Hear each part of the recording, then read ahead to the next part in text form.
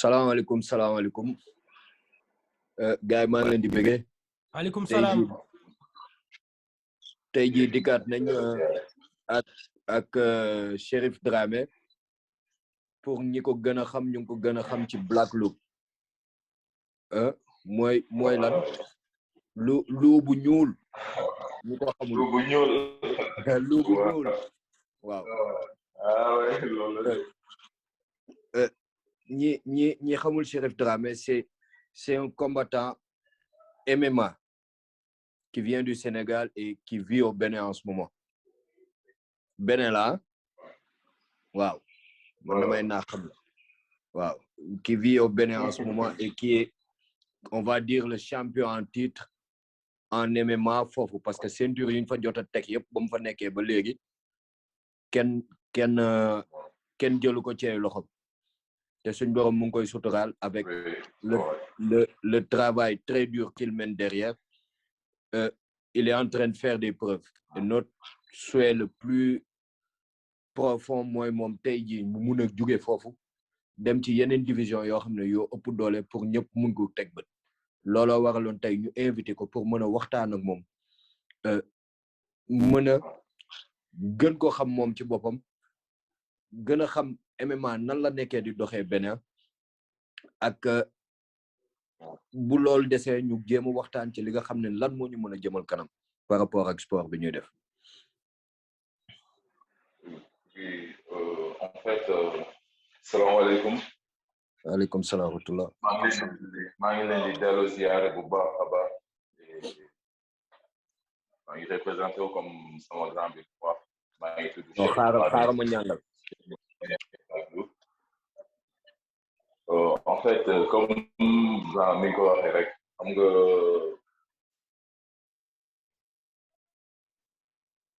Cherif laa bëgg a tiital quoi. dañu bëgg sport foogewu ñoon dinañ àgg yenn niveau yi parce que ñun dañ ko doon def rek pour bëgg nii rek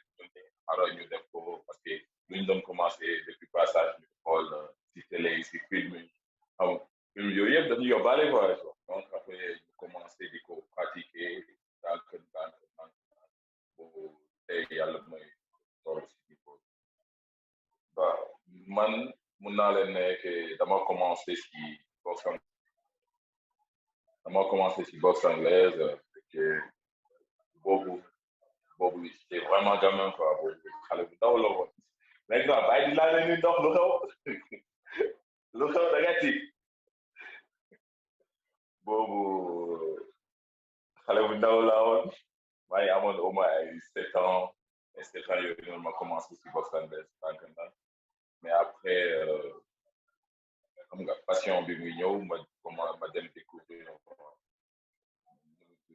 kickboxing ma boole ci après kii laa ñëw ma gis JJB et par contre JJB man xaw moon si dara quoi JJB kañ laa ko xamee mooy li ma gën a impressionné encore si JJB parce que man bu njëkkoon début rek laa xamoon quoi mooy pied point à un moment donné ma ne premier nit boo xam ne dama gis mu di benn technique JJB et ça m'a beaucoup plu en réalité boobu noonu man dama ko fekkee mooy grand booba yow laa ko gis yow laa gis nga jëkk def benn technique au sol mais c'était pas en bas c'était immeuble Kébé non non immeuble Kébé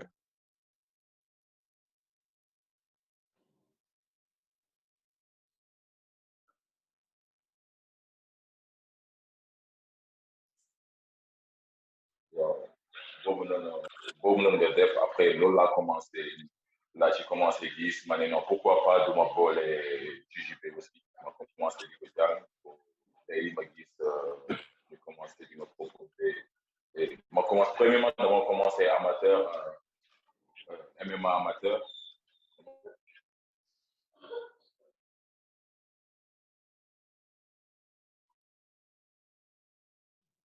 Il y a un petit bug là. Commencé MMA amateur Sénégal.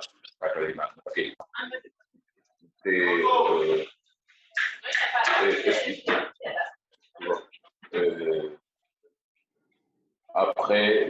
non bi may dugg ci en fait si MMA man bëgg-bëgg moo ma ci kii quoi dama ñëw comme dama ko bëgg nii di ko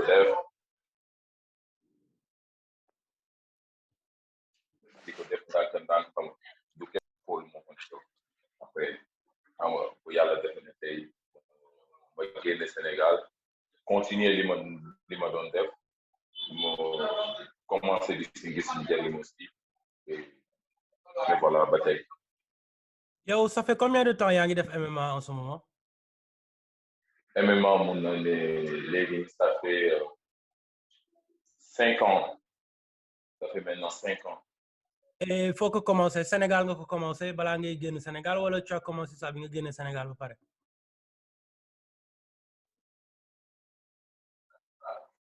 Sénégal laa ko fàtte professionnel niveau professionnel bi ma génnee Sénégal laa commencé def niveau professionnel mais Sénégal amateur laa doon def. Nice.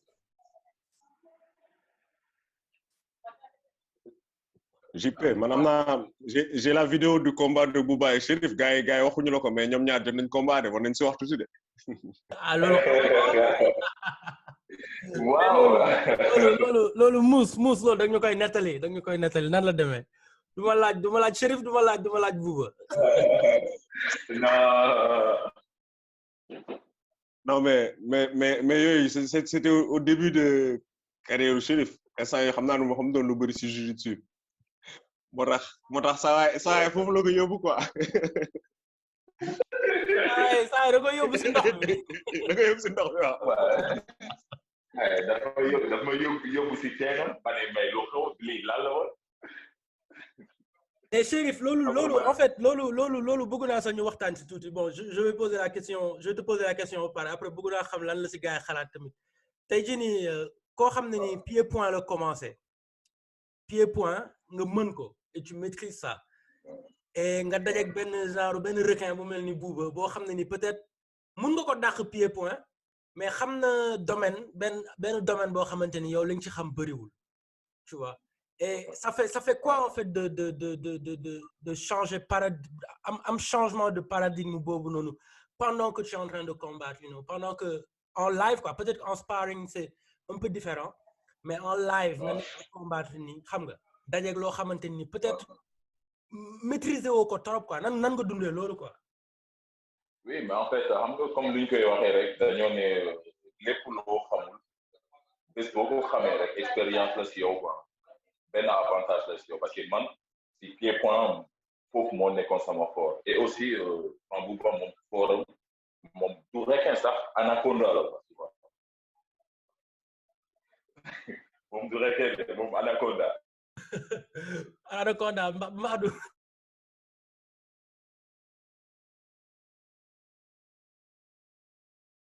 bu jàppee du bàyyi moom du mat mais da lay tàkk bu nga dëgër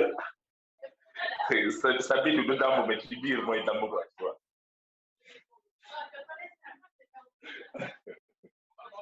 mais en fait franchement combat boobu noonu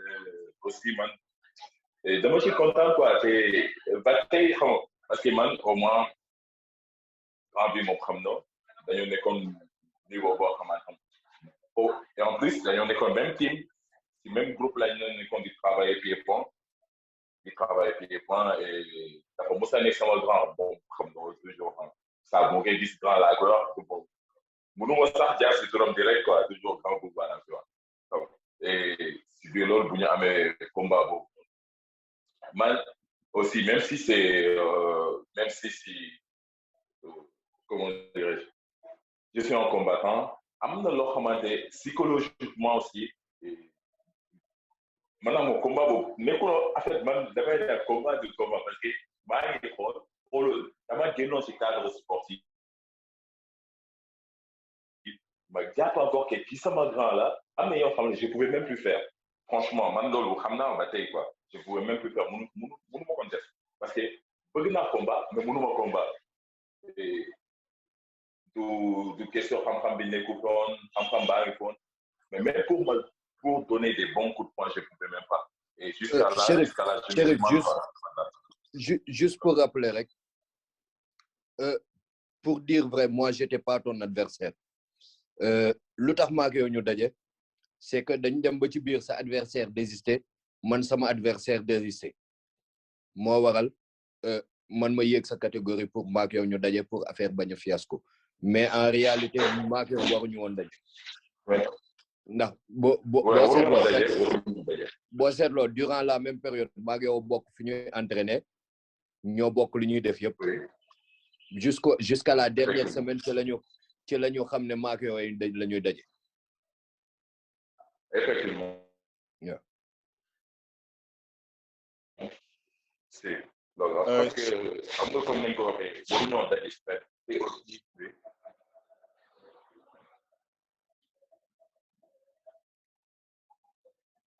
non Chérif man amoon benn question par rapport ak niveau bi fi nga nekk benn xam nga fii moom mën nañu wax ni bu nekkul ñun ñu fi yëngu MMA presque mën nañu wax ni dundul quoi fii nii Sénégal mais foofu est-ce que am na différence si activité MMA yi ak peut-être sax gars yi nañu entraîner. En fait question bi am na solo xam nga ñun Sénégal xam nga yéen ñi le problème aussi que man aw ma dara li mais ñëpp damay wax affaire yi comme quoi fii nii ñun Sénégal dañu bëri fond premièrement mu tax ma ne ñu dañu bëri fond les athlètes on les considère pas comme on les voit franchement les athlètes toujours les dirigeants pensent seulement à leur poche ne pensent pas à amener les athlètes plus loin et loolu dafa nekk loo xamante lu gën a tardé Sénégal lu gën a tardé ak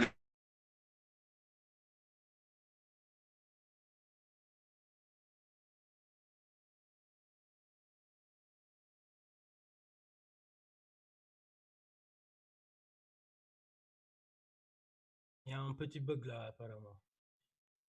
Ça xanaa dirigeant yi ñoo ko coupé. dirigeant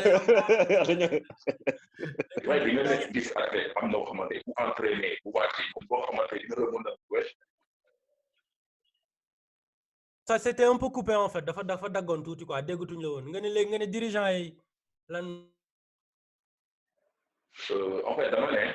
le problème est que problème bi du si athlète yi problème si dirigeant yi mooy ñi jiite affaire yi ñooñu ñoo tardé athlète parce que duñuy jox athlète yi seen kër ñoom dañuy xool toujours ci seen poche te loolu bokk na si luy gën a tardé athlète sénégalais du question amuñu ñu am ay talent xam nañu ñu am ay talent mën naa ne ci Afrique de l'Ouest ba mu tey Sénégal amuñ gisuma pays beaucoup ëpp talent si wàllu athlétisme.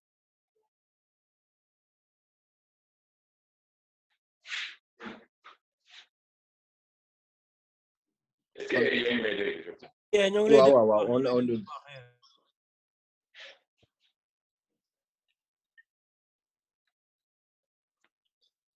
kon Chérif si je comprends bien que tu veux expliquer aux gens ni que Sénégal athlètes yi dañ leen considéré wul dañ leen jàppee comme ay pions yoo xam ne dañ leen di jël rek pousse leen teg leen te bu après bu jëriñu amee ñi nga xam ne ñoo ne ci ginnaaw ñoo ci bénéficier wu te athlètes yi duñ ci gis seen bopp. Bien sûr loolu parce que Sénégal ñun lu ñu gën a tardé loolu les dirigeants ñi ñuy jiite ñooñu dañoo nekk ñoo xamante xam nga ñoom seen bopp rek la ñuy xool mais bu ñu ñëwee si yow ñu jéem a matal nañ noo xam nga mën naa def suñu dirigeants yi ñooy def ñoo xamante dañuy màtt di off c'est pas en fait dañuy ñëw teel a ñu ne non yow da nga tardé te si wax rek la ñuy yemale quoi mais nekkul loo xamante ne activité te yow boo ñibbee boo blessé Sénégal bu dee yaa ngi nekk boo compétir boo blessé amul kenn ku lay jël charge amul kenn koo xamante si combat lu nga war a am sax sur 100% même 10% doo ci am tu vois et ñoom seen lépp si seen bopp lañ koy xool dañoo bëri affaire technique parce que duñu considéré wuñu athlètes yi premièrement ñoom considéré wuñu athlètes yi deuxièmement seen bopp rek la ñuy yeme troisièmement ñu dañu am talent et niveau en fait fii gars yi xam nga gars yi mu ndaw lépp lay def gars yi dañ si def le maximum possible pour ñu gën la téye parce que dañuy bëgg a yóbbu aar en fait ñoom xooluñu aar bi ñu yóbbu pour ñu yemale ko fii dañoo xool aar bi pour ñu yóbbu pour l'Afrique nekkul loo xamante pour seen réew mi kese non non c'est pour l'Afrique loolu tax dafay def mais ñun Sénégal ñu xool loolu tey jii bu ñu gisee kenn koo xamante ne nii après dañuy commencé non kii sama élève la bii la jaar def te yow bi nga fi nekkee boo naree am dara sax boo amee sax 100 francs boo xamante ñu jox la ko da nga gañ ci combat bi pour mu si jëndi même Zoro mooy pommade boo xamante pommade pour protéger sa blessure 100 francs boobu ñoom dañ si xalaat sax jël 75 jox la si 25 ou bien ñu jël 90 francs jox la si 10 francs est-ce que loolu mën na yóbbu athlète si kanam mënu ko dañuy entraîner guddeeg bëccëg mais kenn respecté wu athlète dirigeant respecté wu athlète moo tax léeg-léeg am na ñenn ñoo xamante damay xool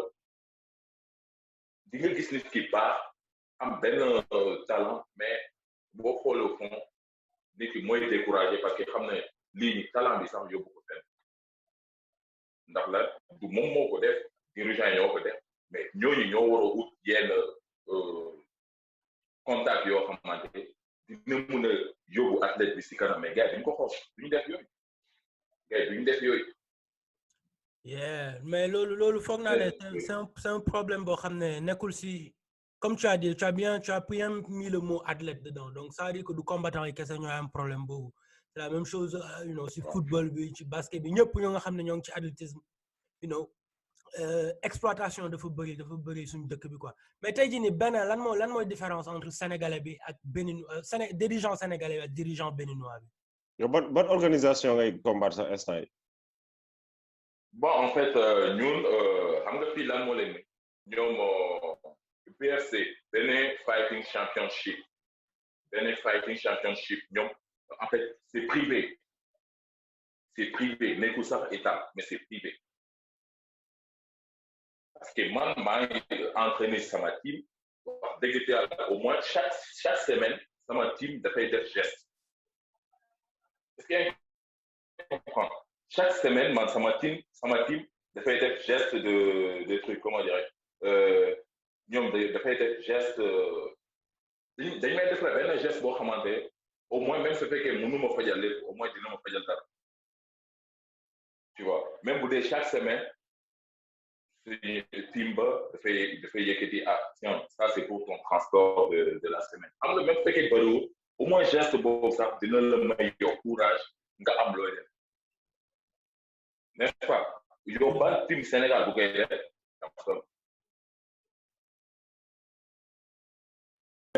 mais beneen question bi nga mais foofu est-ce que am nga prise en charge santé parce que man fii maa ngi fàttaliku ko ay combat yoo xam te ne ma gis gars yi ñu dóor leen ba ñu kaw leen amul sax médecin bu la ñëw xool quoi. beaucoup la Sénégal premièrement Sénégal ñoom fii assurance bi c'est ok médecin tout est en place boo xoolee même organisation bi ñuy def affaire yow fu ñu def billet 100 000 francs et billet 500 000 francs. Ouais, parce que amul dara am benn liggéey ak desul. man Chérif foofu laa gënoon bëgg a appesantir parce que bu ma dee wax damay ne MMA Sénégal moo jiitu MMA Bénin moo ko njëkk juddu moo ko njëkk organiser comment se fait-il que MMA Bénin mën a organiser ay événements yoo xam ne nii ils vendent des billets à 100 000 francs minimum et à 500 000 des billets à 500 000 te Sénégal dafa dagg quoi. waaw man foofu laa bëggoon dellu si carrément quoi parce que li ma mënul comprendre mooy comment Sénégal ñoom ñoo jiitu ci MMA fii à part Nigeria ak Afrique du Sud. Si c'est le réseau ou quoi ben mën nga répéter un peu question bi s'il vous plaît. man ci aspect boobu laa bëggoon gën a wax quoi mooy comment se fait-il Sénégal bu ñu ne côté organisation organiser pour organiser Sénégal moo njëkk a organiser dëkk yooyu te ñun mënuñu atteindre benn billet 25 000 te fële ñu ngi dem bay jaay billet 100 000 francs comment se fait-il est-ce que c'est les organisateurs wala ñi diriger affaire bi ñoo mënul ci def seen liggéey wala c'est une situation différente. ñëpp ku ko organiser c'est une situation différente parce que xam nga ñoom xam nga dañu ne lépp loo jël nga gëm ko forcément di nga si gis njëriñ parce que ñoom dañ ko gëm dañoo gëm lu ñuy def te dañoo gëm athlètes yi dañoo gëm que seen benn athlète bis dina ñëw dina dem bitim réew te représenter Afrique ou bien représenter seen réew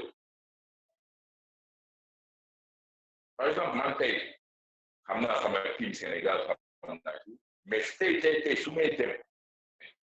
est-ce que team Sénégal a représenté am na yenn yoo xamante ni mun naa bañ a représenter team Sénégal mais c'est vrai que dinaa représenter aussi sama réew mais en tant qu'Africain mais mun naa ne aussi mun naa représenter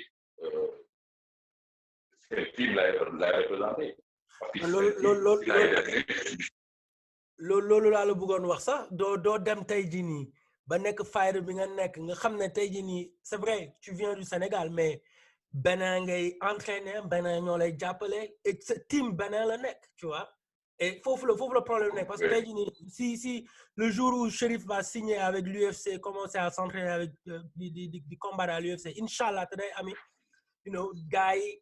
Sénégalais yëpp nga tëb jóge fële ne xam nga waaye Sénégalais la fii patati patata tu vois les dirigeants vont commencer à taper donc je pense que loolu tamit benn problème boo xam ne nii suñu dëkk bi daal lu sotti rek la ñuy xaar lu sotti rek la ñu xam mais luñ pour defar ba mu sotti foofu le problème bi amee quoi. foofu le problème oui comme ni ko waxee noonu la xam nga fii ñoom Sénégal loolu la man tey su ma naree instant parce que ñoom bu ma paree fii am naa yeneen parce que instant nii comme ni nga wax comprendre j'ai au moins def naa benn combat bi passé d'abord et j'ai encore 3 combats qui m'attendent en mois de mai et après mai juillet après juillet et septembre yooyu noonu am naa fi yeneen combat encore à part ñooñu moom bitim réew la vers l'Occident foofu noonu la am kii mais fii nii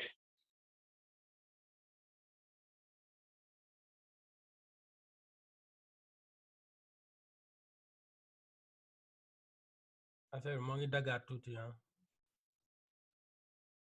moo ngi dagaat.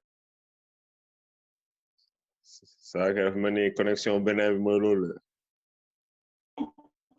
defar leen bu mu sotti dañuy xaar ba mu Sénégalais la loolu xam nga comme on le dit toujours souvent n'écoute pas les bruits du monde écoute plutôt le silence des larmes et da ngay xool fi nga jógee da ngay xool ñu tax tey nga toll fii mais doo xool nga ne non il a décollé c'est vrai qu'il a décollé su ma décoon su ma amee de question bi ma koy inverser dina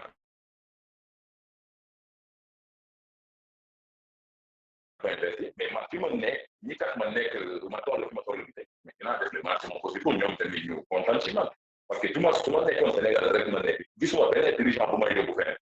est-ce que yéen comprendre un peu.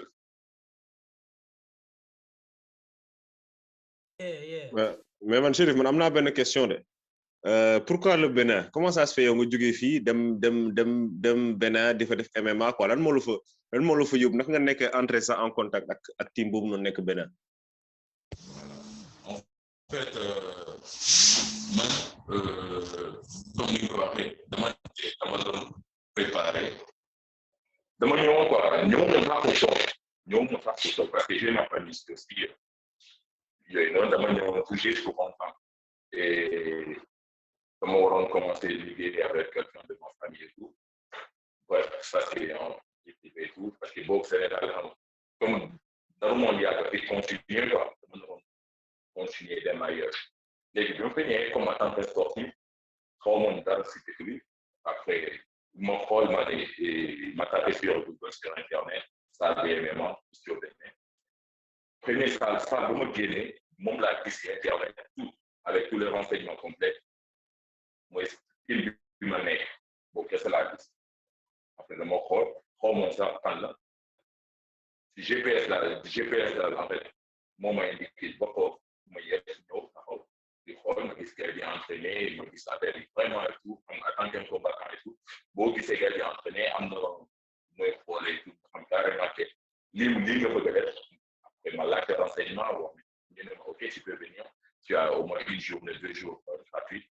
nga ñëw entraîné xool su fekkee da lay ñaan après ma ñëw travailler après gars yi gis ma gis affaire bi ñaan na ma et ñoom tamit gis léegi ñu laajte ma ne voilà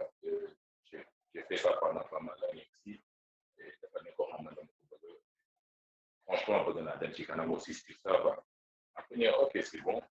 ñu xool sama poids xool ñu vérifier lépp gis sama poids donc ñu ne mën naa commencer entraîner début j'ai payé ouais début bëggoon naa commencer fay dama doon fay d'abord après ñu pourquoi pas en tant qu'un combattant maintenant tu es devenu un combattant la salle et tout également premier combat j'ai encore fait deuxième combat pareil troisième jusqu'à bataille après non gars yi dañu mën a seen combattant tu vois j'ai représenté et franchement dama amélioré bu baax si li may def dama amélioré au sol j'étais vraiment nul au sol et vraiment je remercie bon Dieu am na benn niveau je sais que je sais pas trop mais au moins il y a pas mal de clés que je défends au sol il y a pas mal de clés boo xamante je défends au sol aussi loolu la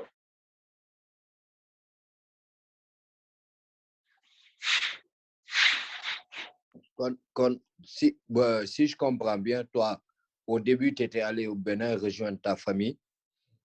pour travailler là-bas. Voilà. Et par la suite, tu as découvert le club t'a enrôlé, ils t'ont testé, t'as fait tes ba tey yow yaa ngi gis sa bopp te loolu boo seetloo fii suñu réew c'est très très rare loolu am c'est très très rare loolu am benn nit laa gis mu def ko fi muy Souleymane Mbaye te lui on va dire qu'il en a les moyens te man li ma jaaxal mooy presque tous nos dirigeants de salles ou de fédérations ont assez de moyens pour faire tourner des clubs à fond. Pourquoi ils n'investissent pas comme ni nga xam ne ni les Béninois en ont un peu ont investi pour aider leur population à aller de l'avant pour lan loolu mënul am Sénégal man loolu ma jaaxal.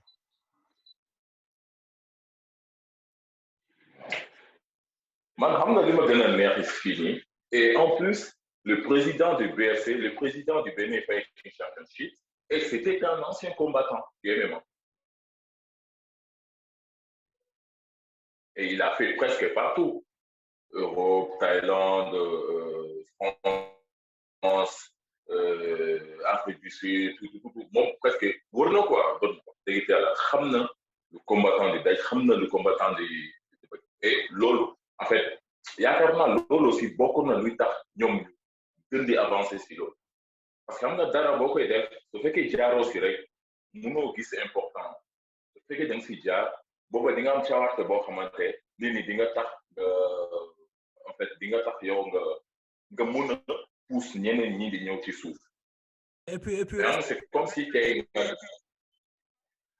je disais juste et puis loolu da lay permettre aussi nga respecter ñi ngay liggéeyal sa fighters yi ak ñeneen ñëpp parce que di nga xam seen valeur en fait. Voilà et effectivement loolu la parce que tey xam nga c'est comme si ngay naan yow tu es un coach ma taxaw tey ma ne ma coach la day fekkee musuma combat def dara lu des kii ma ñëw tey rek ma doon par exemple ma nekk un mécanicien nekk fii ma ñëw tey ma ne waaye je suis un coach du MMA et tout léegi yow sama athlète dem si des jours combat mu dem man naa ko coacher il reçoit des coups boo xamante yow nga xam te lii ça peut le détruire su fekkee musoo si jaar rek doo ko xam su fekkee da nga si jaar sa athlète bu recevoir yenn coups yi nga xam te lii mun na ko topp ci carrière am ba foofu da ngay jël jeter éponge tu dis que ouais ton athlète a perdu mais su fekkee musoo si jaar même bu dee ñu koy dóor coups yoo xam ne yow da ngay foog lii du dara quoi day fekk lii ni mun na ko rey boo si jaarul munoo ko gis. li nga wax nii sax man je vais aller plus loin si arbitre am na arbitre yu ma gis fii Sénégal yoo xam te ne ñoom ni ñu positionné woo sax duñu gis action bi lii xew parce que musuñu MMA musuñu jiu-jitsu bëgg nekk di arbitrer di MMA ngay gis arbitre nu muy engagé fi mu war a xool li mu war a gis yooyu yëpp doo da nga koy bàyyi ba nekk beneen danger si biir quoi. mais loolu la parce que Sénégal da ngay gis am ñoo xam ne dañuy arbitrer te yàlla xam ne musuñu nekk yow man mën naa leen ñiy arbitrer si combat bi ñi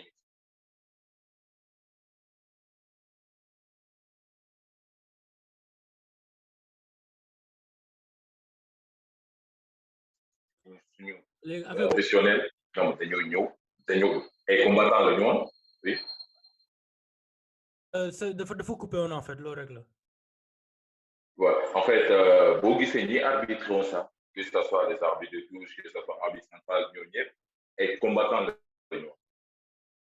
ay combattant la ñu moo tax boo nekkee combattant tey nii combat bu demee au sol kii par exemple ñu jël ko comment dirais-je ñu jël ko triangle par derrière yow nga tëdd si kaw mais triangle nga ko jël même bu dee dafa xam su fekkee musoo si jaar doo ko xam pour nga arrêter combat bi parce que boo jaaru si JJB munoo xam yenn étranglement bu defee étranglement de dos yow te yow nga tëdd si kawam nit ki nga def benn étrangle boo ci bàyyi ko te nit ki mun a jaarante sans que tu puisses te rendre compte yow arbitre da ngay fa non te fekk nit ki xam ne neloon na depuis même triangle ak loolu tout le temps dafay am moo tax balaa ngay def dara il faut nga jaar si aussi pour nga mun a gis lu gars yi di gis mais su fekkee jaaroo si munoo ko gis. keroog laa doon déglu kii nii waaye arbitre UFC bi Smith fàtte naa prénom bi noir américain bi il explique que ne moom il s'entraîne ba léegi tout le temps jujutsu ak yeneen sport parce que surtout jujutsu parce que y a tout le temps de nouvelles techniques yoo xam ne dañuy ñëw ci jujutsu et que le fait que il s'entraîne pas pour compétir wala pour leneen il s'entraîne juste pour pouvoir xam nouvelles techniques yi ñëw pour que athlètes yi duñ ko dépasser ci xam-xam ce qui fait que mu leer ko ne dina mun a protéger dina mun a xam sentir lan la athlète bi sentir pour mun a protéger athlète bi donc affaire bi daal moo ngi noonu. juste pour revenir sur ça arbitre boobu ci boppam pour avoir la sensation bi nga xam ne athlètes yi moom la ñuy am daf ko jaral mu dugg ci cage bi di dóorante comme ñoom def benn combat MMA. yow Herb Dean ngay wax borom rastay. Herb Dean. non man keneen ki jaral Smith borom ndel bi te kooku noonu li gars yi xamul c'est un kii NASA la doon liggéeyee pilote la moo nekk borom ndel bi xaw ma ndax xam nga ko. Smith mais Herb Dean comme li nga wax moom am na ay combat moom MMA fighter la bëggoon doon avant même. waaw léegi mooy li Chérif di expliquer rek munoo di atte loo xam ne xamoo ko. waaw nit munul atte lu mu xamul. il faut qu'il y ait une petite sensation du ring du MMA des transitions qu'il y a ba xam tey jii am na niveau de sonn boo xam ne nit ki bu fa àggee sax boo ko dooree il va de la crédibilité de l'arbitre mu arrêter combat bi parce que xam na ni kii instant yi ci dee la jëm nekkatul moom day xeex ni xeexatul mais ci dee la jëm te loolu arbitre daf ko war a xam comme li Chérif wax mu nga placer nit soumission arbitre bi xamul soumission bi mu koy seetaan di ko seetaan waa ji tapewul fekk nelaw na bu yàgg ki muy xeexal moom abandon la xam léegi bu arbitre bi vigilant wul fan la jëm hôpital lañ jëm. ou bien balaa muy àgg hôpital il est déjà parti. Chérif man dama la bëggoon laaj quoi parce que dama doon seetaan sa benn combat sur YouTube avec je pense benn gamme ou quelque chose comme ça et j'ai vu un peu ton style quoi et tu bougeais beaucoup tu vois combat bi yëpp da nga doon bouger tu vois comme ni ñuy wax tu n'es pas flat-footed sa tànk da ngay bouger quoi et c'est un genre de style boo xamante ni ça demande beaucoup de cardio beaucoup de strength and conditioning et yow lan mooy ce rituel avant ngay am combat pour mun a am cardio bu mel noonu parce que foog naa ne ñi mosul xeex rek ñi mosul am combat rek ñoo xamul nan la affaire bi méttee ak lan lay laajte physiquement tu vois yow lan mooy nan nga def ba am coffre bu mel noonu. cardio bi loolu man moom li ma gis rek en fait xam nga souvent comme ni nga ko waxee xam nga dafa laajte ça dépend du adversaire bi man loolu depuis bas âge j'ai bougé en fait li may yëngu moo bëri quoi j'aime pas trop rester sur place parce que comme je l'ai dit j'ai commencé par la boxe et après pied-point loolu noonu bi mu ko doon def parce que la boxe ou bien pied-point ça demande beaucoup de déplacement surtout boo tase ak gars ñoo xamante ñu mel ni comme Anaconda mooy grand bouba gars yoo xamante ñu mel ni bon boo taxawee sur place moom wax dëgg yàlla c'est amoo ay défense au sol jàppane moom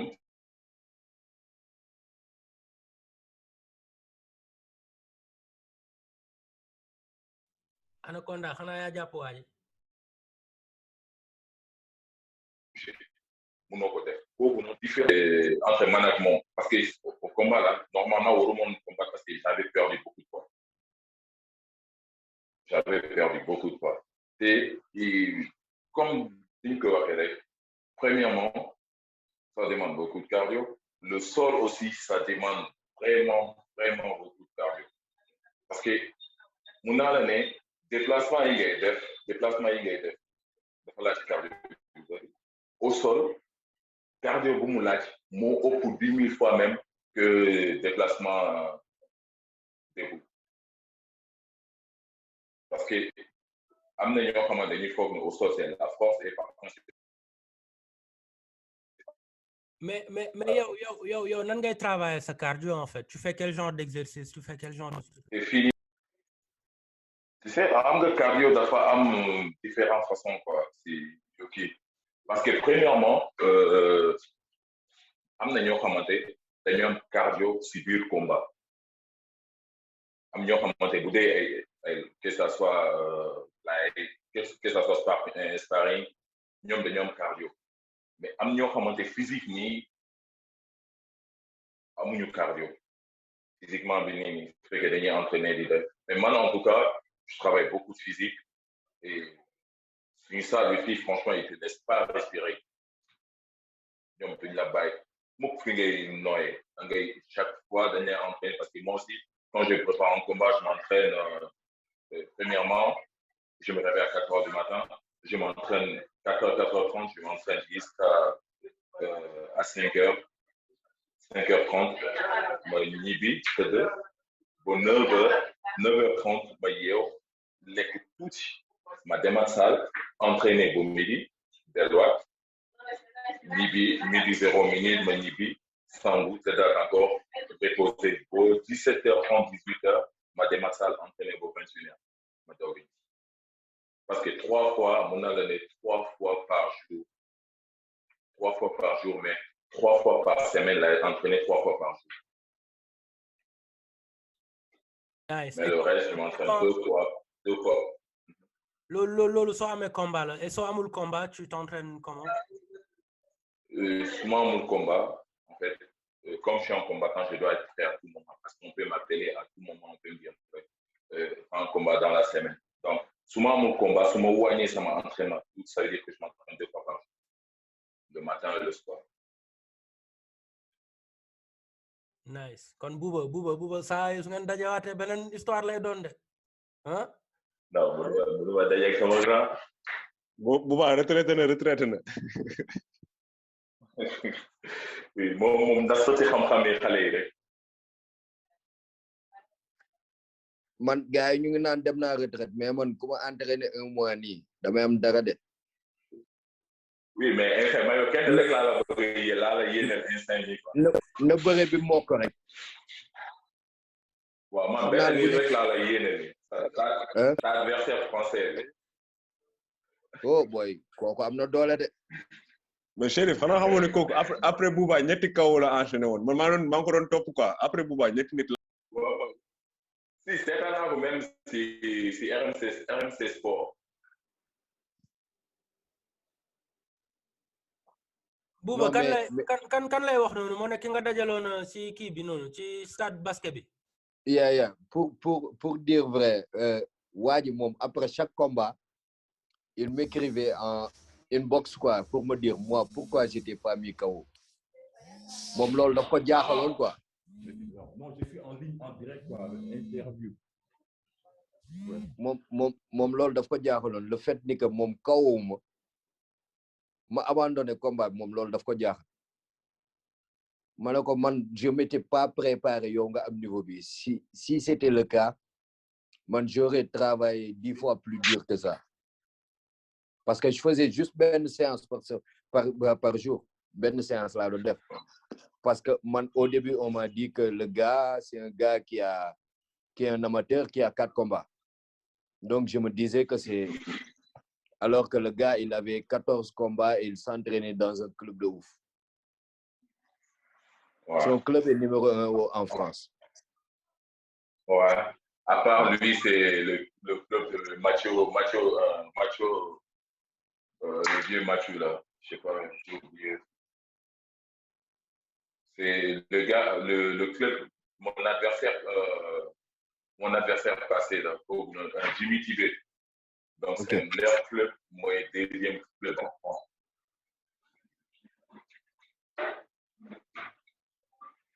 mais Franchement, du Sénégal. Vas-y Mousse. non je disais que même jour boobu gars yi bi ñu summee ko tu voyais que conditions physiques yi préparation yi bokkul parce que d'un côté tu avais les athlètes yu jógee France yi nga xamante ne c'était des semi-pro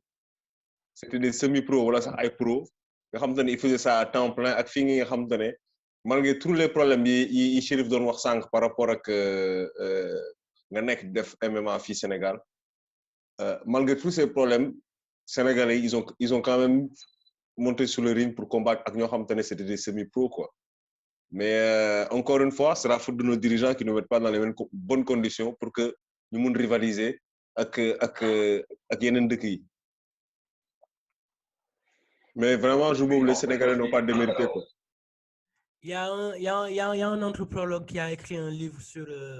dafa doon def étude côté si yenn continent yi quoi et mu demee Afrique li mu découvrir mooy que ne côté Afrique de l'Ouest on a foofu noonu physique bi ñu am moo nekk physique bi gën a graaw pour athlétisme en fait les plus grands athlètes du monde viennent côté monde côté partie monde boobu lañ jógee quoi côté Afrique de l'Ouest et soo xoolee ñu si bëri ñoom lañ jël ñu si bëri ñoo ngi Jamaïque en ce moment loolu tax Jamaïcains yi ñu doog Sénégalais yeeg yooyu noonu tu vois et xoolal Jamaïcains yi tu m'entends? Oui, je vous reçois. Donc xoolal Jamaïcains yi avec un peu d'infrastructure ils ont pu développer ils ont depuis des années ay athlètes yi gën a grave ci monde bi tu vois parce qu'ils ont décidé d'investir am ay dirigeants ça veut pas dire que amul corruption ou whatever mais il y a de l'espoir parce que am na investissement bu fa am donc je pense que avec moom suñu si investir comme li Chérif wax léegi nii gëm ko tu vois parce que là les Béninois gëm nañ ko ba tey jii nii xam nga ils arrivent à organiser des championnats. mais faut pas oublier li mu wax aussi c'est une compagnie privée man gëm naa ne secteur privé rek muñ si mun génne. waaw mais Mousse secteur privé bi même su ñëwee Sénégal problème bi mooy gars yi si état bi dañ siy gis dara tu vois ñun suñu état bi mooy xeex gars yi et c'est ce que je voulais demander même à Chérif tey jii nii nan la état béninois di faciliter kii privé bi wala je sais pas nan la fa demee parce que Sénégal je me dis que tem nga commencer quelque chose de privé sax gars yi ñoo ils vont mettre des bâtons dans tes roues pour xam nga pour créer le problème lii c'est pas légal ici patati patata.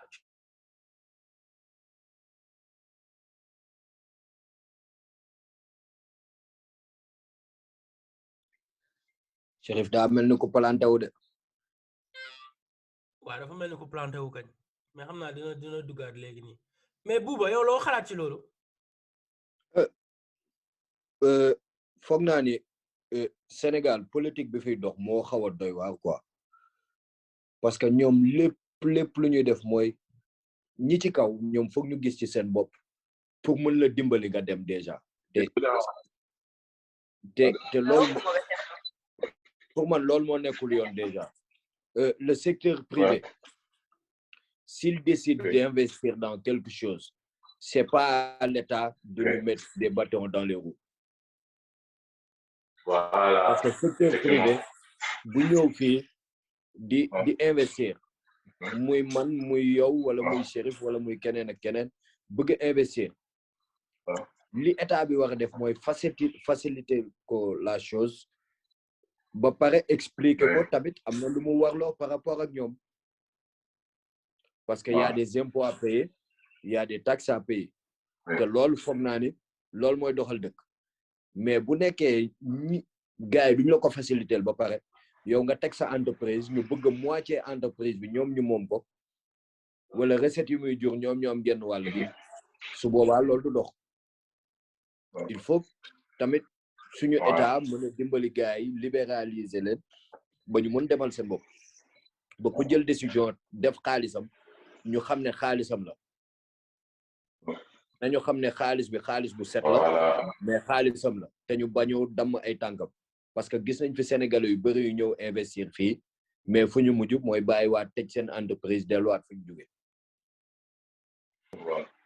mais en plus aussi xam nga Sénégalais mën nañu investir mais le problème est que xam nga bu ñu investir sax gars yi l'entourage souvent duñu xool pour investir nu muy amaate de mais ñoom dañuy xool ñoom naka la ñuy amee boo fàtte même pour investir te loolu moo ñuy dal d'habitude Sénégal lu si ëpp loolu moo ñuy dal. mais xool ko si football bi rek xool ko si football bi rek dama wax ne que chaque équipe nawetaan mun am compagnie fii Sénégal bu koy sponsoriser état jàppale leen ba nga xamante ne mu am championnat bu taxaw nawetaan mi football mi basket ainsi de suite quoi mais au moins mu am incitation pour compagnie yi ñuy investir si équipe locale yi mais yooyu yëpp doo ko gis.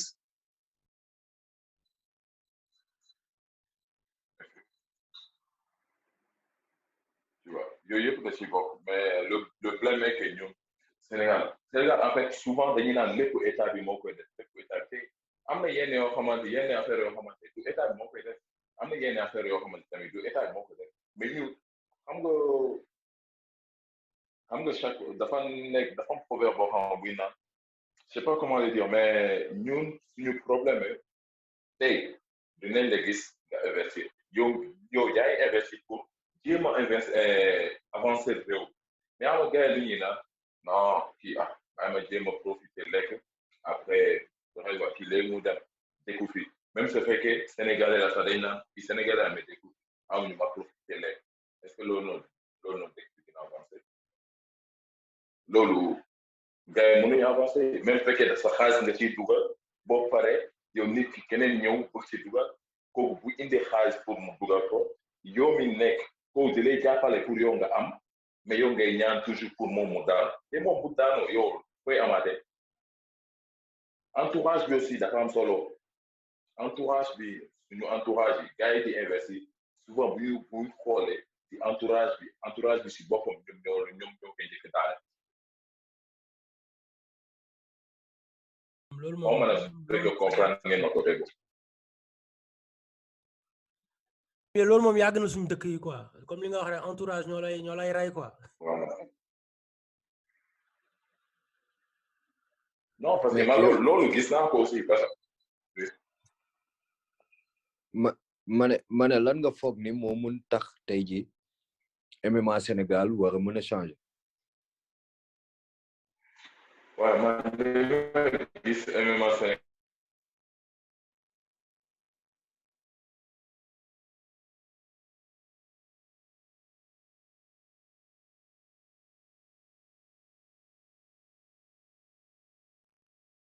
waaw mais dafa mel ni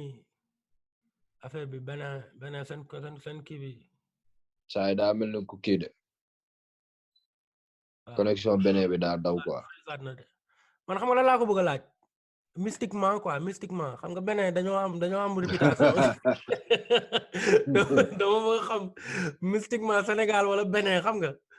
tey jii nii mystiquement nan la paree quoi ci MMA bi wala am na gars yi Vodou bi lay génneel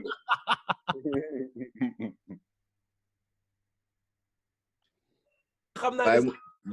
ne suñu mbëri moom dinañ xam nga dañ munoo noo def ñu yóbbaale ay bouteilles ci kii bi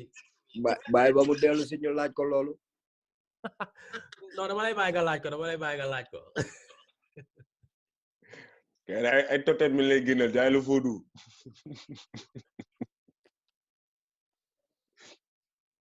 maa ngi daanu sax mais sama gars yi dama kii ni ñu koy waxee sax buuba li pose la quoi en attendant Chérif ñëw quoi buuba rappeur la quoi xam nga nga ne MC nan MC Naba Daay mais jawal ñu benn freestyle boog en attendant yaa wala boog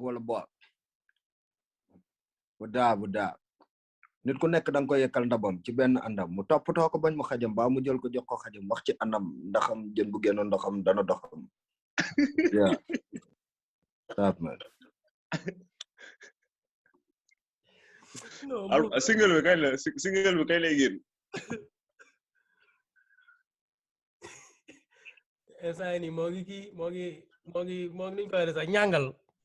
noonu bu woon dafa la fan quoi comme li wax rek man dinaa def série si yow benn wala dessin animé basé sur toi xanaa mooy Moustapha mooy doon chef de bande bi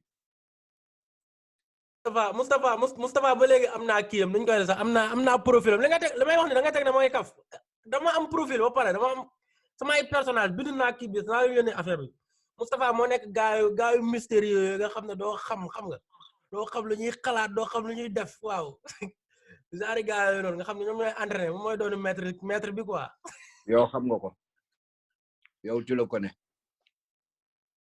comme li ñuy wax da ngay moytul ma ku noppi moytul ma ku noppi du wax dara. waa Chérif moom fu mu dem. non Chérif dafa mel ni. connexion mooy déconné. parce que connexion am déconné wul. connexion mooy mais gars yi lan ngeen xalaat ci combat Ngannou beeg Stipe. man de Ngannou laa faral nag. moom laa farale mais je pense pas qu'il soit prêt. bu dépassé 3e round moom Stipe. waaw loolu la ñëpp wax de nee nañ su dépassé 3e round mooy jeex na. non la question savoir est-ce que Ngannou est devenu un combattant plus intelligent parce que. c'est ça. bu ñëwee di sànni loxo yi rek moom. ah mais est-ce qu'il a eu le temps bi mu perte waxoon na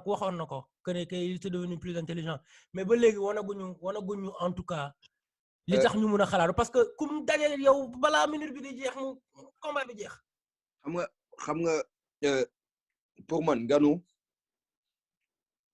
il n'a pas d'arme aux MMA pour le moment. Il a sa puissance, il a sa boxe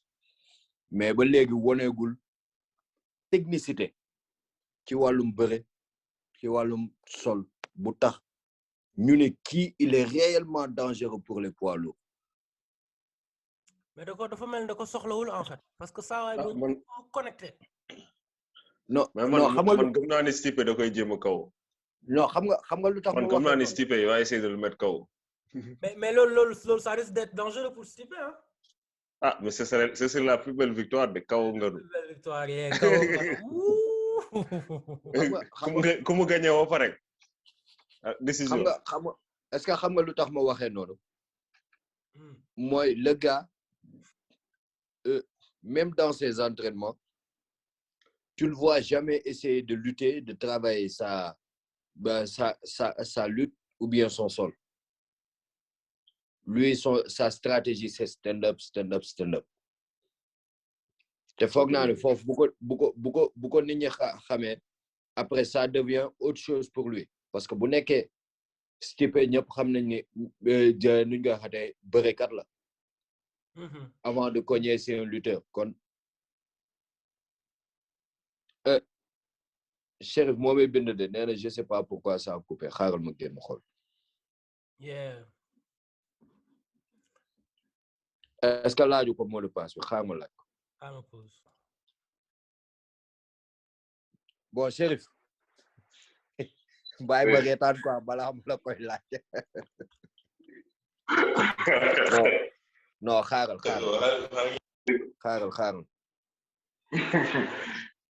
mais pardon man instant lii damay napp xaw ma ñëwoo non mais gannaaw beneen lañ nekk beneen lañ nekk waa musique bi moom lu mu ci la bokk wala mystique ba man de wax dëgg Vodou bi lañ ko xam ndax dëgg oui non wax dëgg gars yi ñame nañ loolu te mais xam nga aussi ça dépend quoi ça dépend nit ki faut yóbbu sa xel rek nga xam ne loolu la quoi xam nga gars yi dañuy naan toujours ñooy kii aussi ñoom duñu tool quoi ñoom duñu tool mais xam nga dañu ne lépp looy def sa zone tant que yaa ngi tool moom luñ la def rek dafay mais yow tooñoo yaa ngi topp sa yoon en tout cas loolu la ñuy xam mais maa ngi gis gars yi souvent ñu def seen affaire produit comme man sama xel demul si loolu demul foofu comme sama xel demul foofu noonu looloo tax ko mais loolu noonu combattant yi foofu tu les vois dañuy def loolu comme par exemple comme suñu mbër yi foofu nii wala non wax dëgg ci yàlla moom loolu moom musuma gis benn combattant bu ko def pas sama kanam de gisooguma ko de wax dëgg ci yàlla moom sama kanam gisooguma gars yi def ko parce que on en parle tout à l'heure quoi parce que man j'ai l'impression que suñu mbër yi bokk na si loo xamante ni suñu naree dugg ci MMA bi j'espère que duñ si yaakaar trop de c'est bien peut-être pour effet placebo et tout ça mais soo yaakaaree trop si mystique bi bàyyi nga dajeeg benn genre anaconda bañ a entraîner nga ne da ngay def mystique dugg si MMA bi xool ko wallahi di nga naan xam na man li ma gën a wóor daal nit ki nga dugg ci MMA bi di entraîner nga basé ci sa entraînement moo gën 10 000 fois ngay basé ci mystique. C'est clair. mais Chérif man am benn question quoi souvent fii gars yi ba leen affaire MMA dañ naan non loolu xeexu mbedd rek la quoi yow ban message nga am pour nit ñi foog ne que ñoom parce que peut-être mën nañ dóor nit ci mbedd bi ñoom mën nañ dem def ci MMA. xam nga gars yi comme li ñuy wax rek MMA tous les coups sont permis c'est faux c'est pas tous les coups sont permis c'est les différentes disciplines dañuy jéem a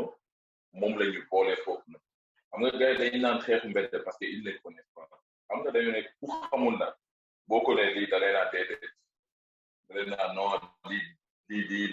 tey xam nga boo wérante ak ku xamul xam nga dara dafa neex booy wérante nga wérante ak ku xam mais boo wérante ak ku xamul c'est-à-dire que yaa ngi perdre sa temps pour rien du donc ku taxaw yow en tant que pratiquant yow xam nga ku taxaw naan MMA xeexu mbedd parce que dafa xamul loolu tax mu koy wax.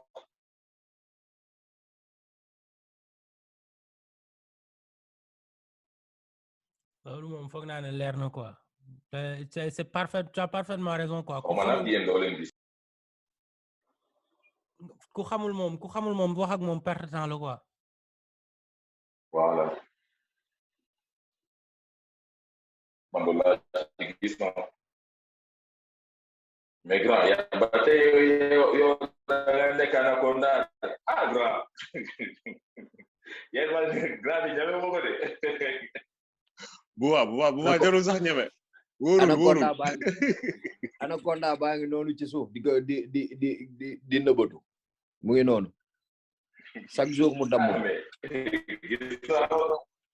gis naa grand Moustapha gis naa ngeen di def seen grappling gis naa macha allah mais xam naa ne moom bu yàlla dogalee ba ñëw Galsen moom aussi moom dinaa am ñëw jël benn tuuti expérience ak aussi man soo ay ñaar ñett ma ñaar rek mais quelques défenses soit renversement soit double leg ou bien single leg yooyu noonu laa bëgg ñëw jàngat encore si non comme tu le sais tu seras toujours le bienvenu chez nous. On est une famille yow yaa gën a xam loolu amuñu lu ñuy nëbbal kii lu ñuy nëbbal kii ñun ñëpp a far. Je pense que on touche à la fin de l'émission en ce moment. juste t'encourager et te dire que le Merci. chemin bi nga jot a def Ouais. bu la ko kenn xeebal te yow it bul ko xeeb wante it un conseil mooy bul ko naw ba gis ci sa bopp parce que ku bëgg a évoluer chaque jour tu regardes beaucoup plus loin mais avec des objectifs très précis xeex bi jàll na gagné nga wees na on t'en félicite mais boobu jeex na bi ci kanam la ñuy xool parce que étape par étape mooy taxa àgg fa nga jëm. Ouais, c'est vrai. Vous avez tout dit, donc. Je pense que si on en a les moyens, on fera tout pour venir au Bénin partager le peu de savoir qu'on a eu à acquérir durant ces petites années et essayer de faire développer le truc comme on essaie de le faire en ce moment partout en Afrique. Ba nga xam ne ku nekk fi nga gisee sa bopp rek tu vas essayer d'évoluer dans ce sens. C'est vrai. Et loolu noonu di nga wax vraiment je vous remercie pour l'émission là et neex na ma lool vraiment kontaan naa quoi comme on le dit toujours c'est la famille et lii nii rek tax na peu importe distance bu nit ki am na xam que ñu mu xamante am démb tey ñooñu lay nekk ak bés et lii nii moom vraiment kontaan naa c'est des choses que je dis aux combattants respecter les lignes de def